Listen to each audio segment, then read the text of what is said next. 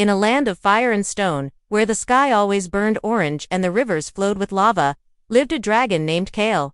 He was feared by all. His wings could block the sun, his roar shook mountains, and his breath could melt iron. But Kael had a secret.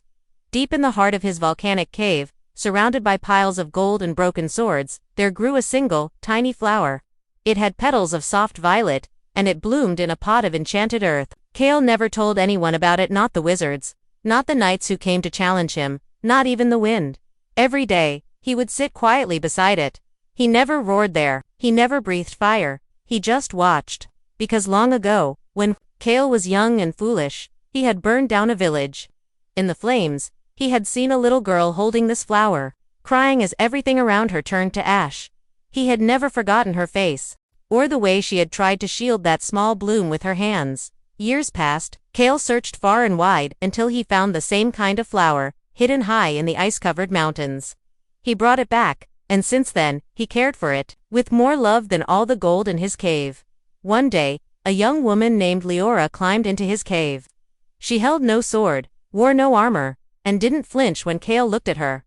"I'm not here to fight," she said gently. "I came for the flower." Kael growled, ready to defend it. But then he saw her eyes. They were the same eyes from long ago, the eyes of the girl who once stood in the fire. "I thought it was lost forever," she whispered. Kael slowly lowered his wings. "I kept it safe," he said, his voice deep and trembling.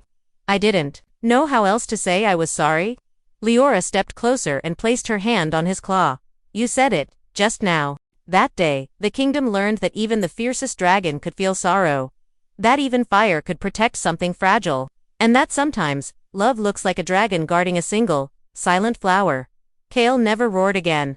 But the flower bloomed brighter every year, and Leora returned often, not as a knight, but as a friend. And so, the dragon and the flower became a legend. Not of war, but of healing.